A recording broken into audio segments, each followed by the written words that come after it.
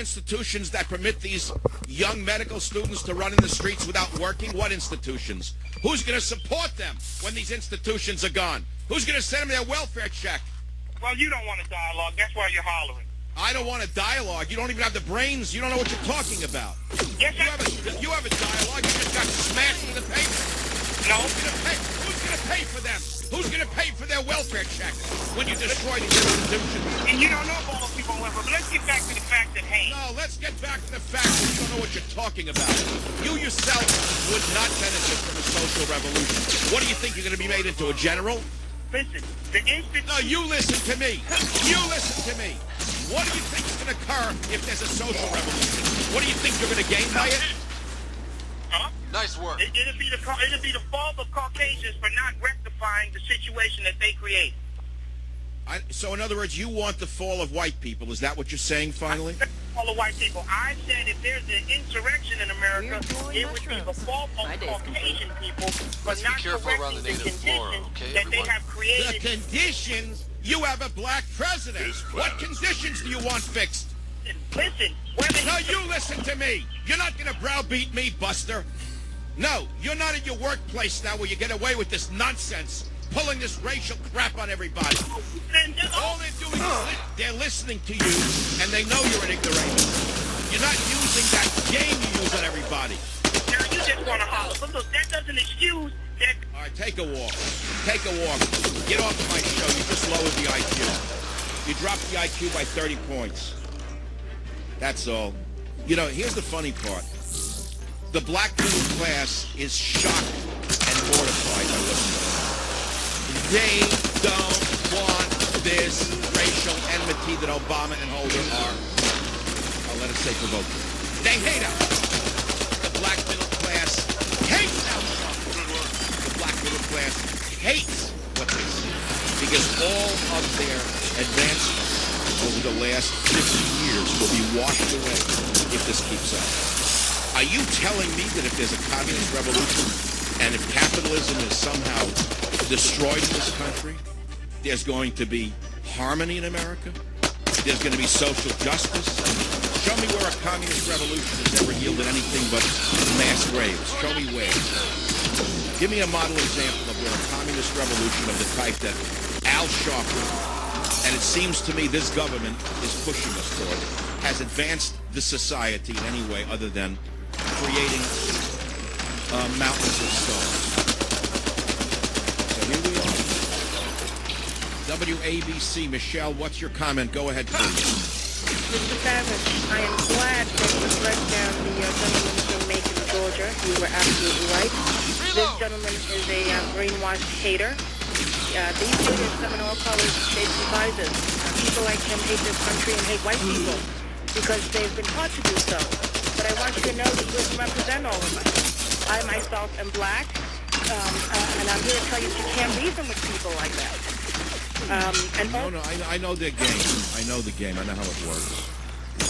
I grew up in New York City. I know how the game works, believe me. You know, what kills me here, Michelle, is that so much harmony had been created before this devilish administration was foisted upon us. There was so much good that had come out of the civil rights movement, and there was so much clarity and a lack of enmity between most people. I tell you the truth, I saw a whole new generation of young black men arose in this country, college educated, in business, working for a company. They didn't like Al Sharpton, the ones I met. They didn't like Jesse Jackson. They hated them. They knew who they were. And now it's all been thrown out the window because of Obama and Holder. That's my opinion. Am I wrong, or do you agree with me? Well, I think people like Obama and Holder and Sharpton have been given such a great platform because the media helps them and helps to portray it as though, you know, the majority of people feel that way. But the fact, I don't believe that we do. You know, I think unfortunately the media makes it seem as though it's worse than it actually is. But may I say one more thing, Mr. Savage? Please keep on keeping on. You know, there is a significant similarity between the Ferguson shooting and the shooting, some other, shootings, police shootings, like the recent one in New York City. and that is that... Wait, are you talking about the one in New York City where that large, poor black man was choked and killed? Yes, Eric Garner. Okay, now it's important you bring that up. What did I say on the radio when that happened? I want the people listening to hear you say. Did you happen to hear me on the air that day? I might have. I'm not sure, but you... I went berserk and said that cop should be tried for homicide. You know that? No, I don't know that. I didn't know that. I looked at that video. I almost broke. I started to almost cry for that poor man. The cops surrounded him. They put their chokehold on that guy, and they killed him right in front of my eyes. I said the cops should be given a trial and tried for murder. I said that on the show. I call him like I see him. Don't assume I'm saying white is good, black is bad, because I'm not saying that at all. I see the situations for what they are. I'm not saying that either, Mr. Savage, but I will say this. And you're right. It's not a nice thing to see police using force, because it isn't a pretty thing. No, but they put a chokehold on that big guy in New York. I saw it. And what were they arresting him for? Selling a cigarette in the streets? The similarity here is that both Mr. Garner and Mr. Brown in this case, they did something that they shouldn't do, and that is they challenged the authority of police officers while the police officer is trying to perform his duty. You don't do that. All right, you could argue that the guy in New York who was choked and then died in the street should have just given himself up, and he didn't. He was resisting arrest in that regard. But let me ask you something. You're telling me those police had to choke him and throw him to the ground like that? I'm not in their position. I happen to know that police officers have a... Wait, but they could have said, look, unless you come with us, we're going to have to get a little more aggressive here. They didn't do that. They put a chokehold on him from behind, then they held his hands and feet and took him to the ground like an animal. They treated him like an animal. It was heartbreaking. This is a totally different situation.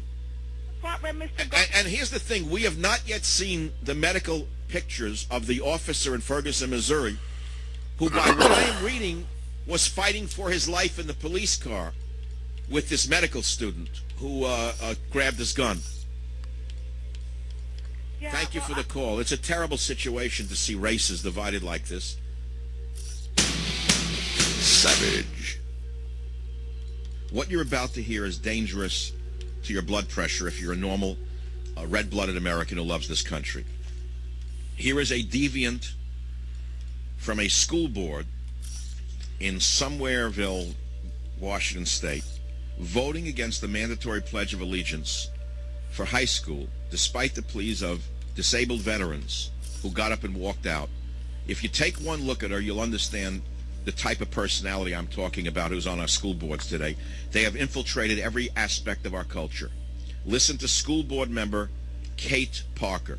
We felt that we wanted to make it clear that at the high school level, we do not, there's not always an opportunity to have the Pledge of Allegiance spoken every day. Just the challenge of being able to find a period within the high school day to be able to say it consistently appeared to be a challenge too. So, you evil lowlifes, you evil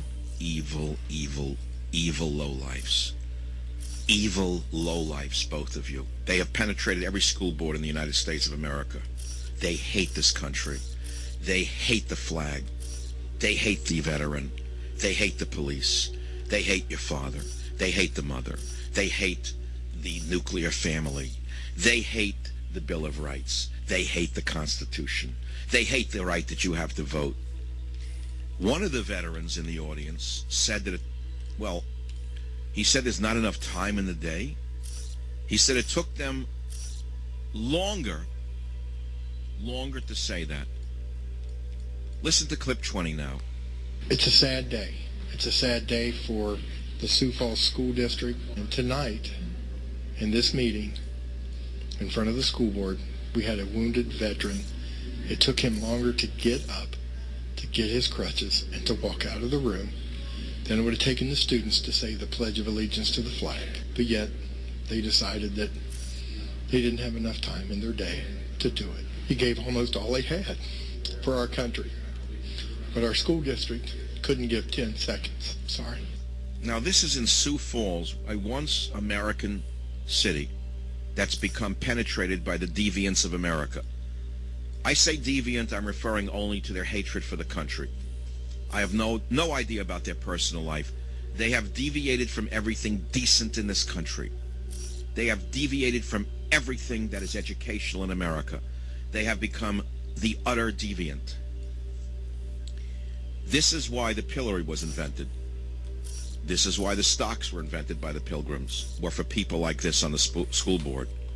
Because when witches and warlocks like this appeared in America in the early days, the people were smart enough to put them into pillories in the town square so that people could see what a witch and a warlock looked like. How do you turn your city over to sickos like this who say that we don't have the time to say the Pledge of Allegiance?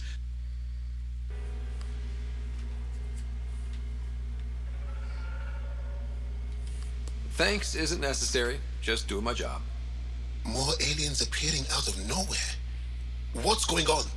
The remnant tech around here had you frozen in some kind of stasis. I don't know who you are. Just stay back. I don't think he remembers being frozen. Pack your equipment. We're leaving. Alert Palev that there's an alien presence by the monolith. That went well. What's your status, Ryder? Did you figure out what happened to the research team? We deactivated the stasis field. They're safe and making their way back. That's good news. You should come too. Kiran looks like she wants to talk to you.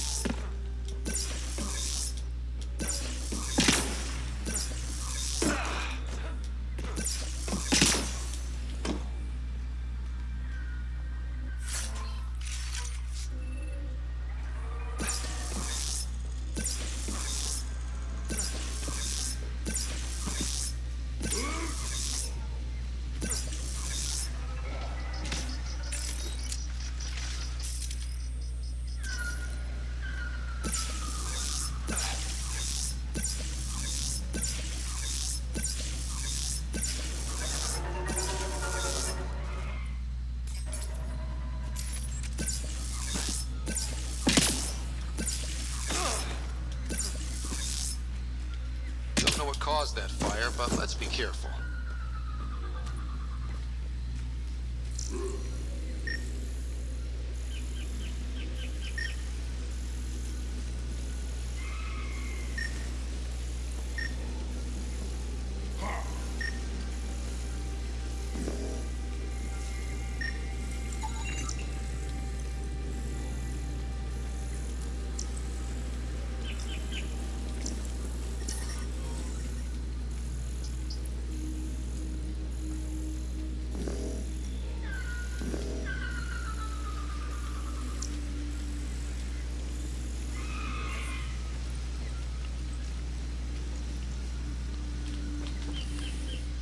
Don't stay here, visitor. It's not safe, and I can't be responsible for you. You should have warned me you were coming.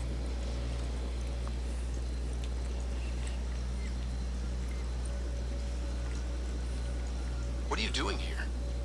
Making sure the fires don't get worse. I'm a surveyor and engineer from the station. I need to divert fuel from the pipes buried here. That will cut off the flames eventually. What caused these fires? Is there an emergency? This Dar used to be a much larger settlement. Wildlife overtook it, destroyed above and below. Plant roots ruptured an underground fuel pipeline. A stray spark lit these fires.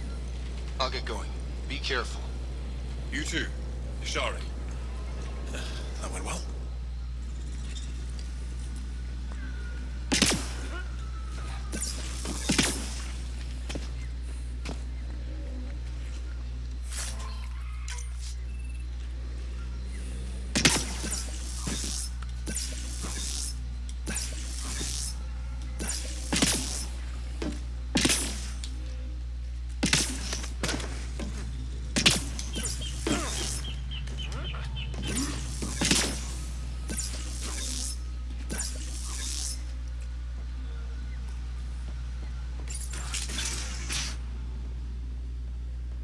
You don't feel any different? Any news of the Moshai? I don't think so. I'm afraid not. What?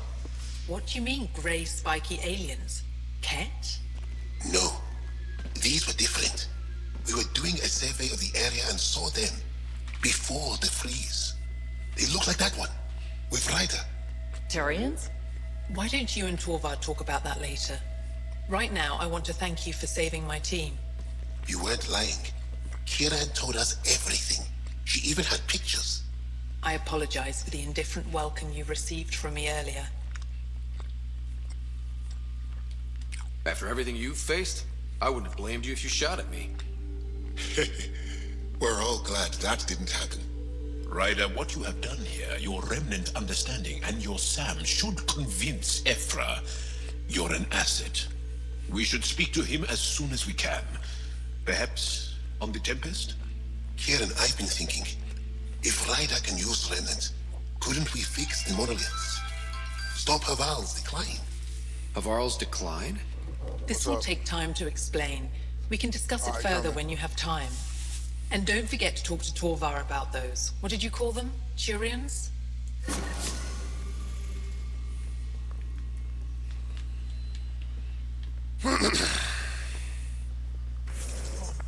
I'm out, y'all. My ride's here. I'm going out. Peace, y'all.